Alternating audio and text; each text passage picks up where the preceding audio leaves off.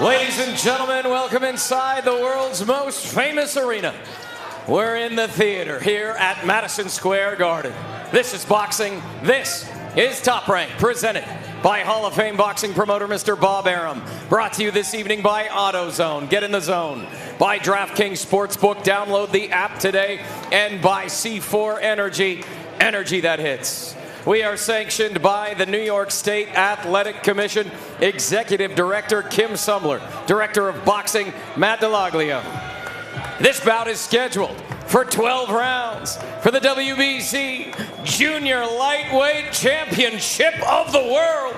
Our judges at ringside, Mark Constantino, John McKay, and Kevin Morgan. And the man in charge at the sound of the bell is Mr. Steve Willis. And now, to everyone in attendance here inside the theater at Madison Square Garden, this is boxing. This is Top Rank. And oh, baby, this is the main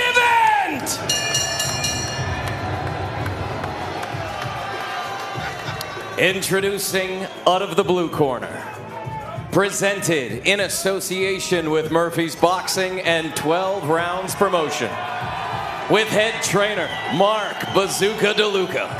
He weighed in at 129 pounds, wearing white trunks with rose gold trim. His record, 23 victories with only one defeat. 16 of those victories coming by way of knockout. He is making his first world title appearance. Born in Carolina, Puerto Rico, and raised in Albany, New York, the challenger, Abraham El Supernova!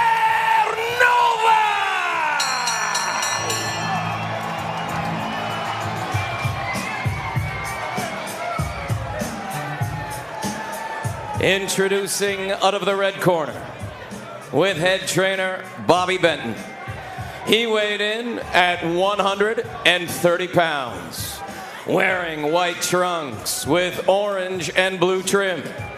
His record, 21 victories, 2 defeats, 12 of those victories coming by way of knockout. He is making his second world title defense. He is the reigning, defending WBC Junior Lightweight Champion of the World, from Orange, Texas, and fighting out of Houston, O'Shaquie Icewater Foster! You hear that reception for the champion. Listen, you got a challenger from up the road in Albany, New York. So the cascade of support for Foster and for Nova and boos for Foster. All right, gentlemen, you both have the instructions to obey your commands, protect yourselves at all times. Right now, we're going to call on the letters, and we're going to call on the letters here. Step it up, let's go to work. But Tim, that's nothing new for Foster. He thrives in this environment. The guy's been in spots, right? He goes on the road, he wins in Dubai. He goes on the road when Ray Vargas steps up for that vacant belt in San Antonio, and he wins there. And then goes down to Mexico against Rocky Hernandez in an all-time dramatic title fight finish. All-time.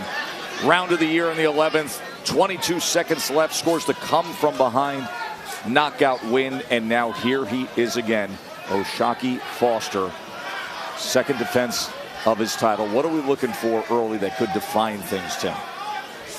Looking at how both fighters are coming out, and already you have Foster that's actually walking forward. You would think the bigger man in Nova will be kind of come forward and close the distance, but he said he's going to be smart tonight. Says he's going to box. He's going to show his boxing skills, and if that's not working, he can make an adjustment and he can come forward and be the aggressor. For Foster, he takes his time. You know, he picks his shots very, very well. He can switch southpaw. You know, a lot of versatility in this young man. Great defensively. There's a lot to look for in this fight, but we got to see how it unfolds in this first round, Tess.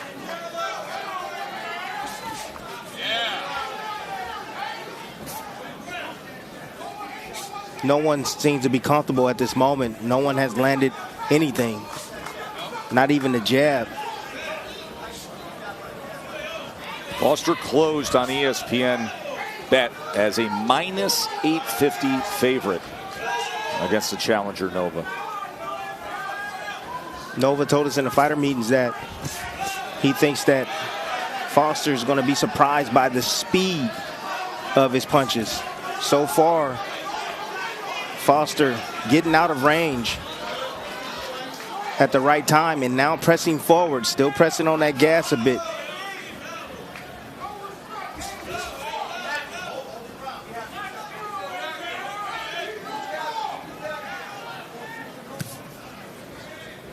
Already I see a telltale sign. I'm seeing a double jab thrown by Nova on the way inside.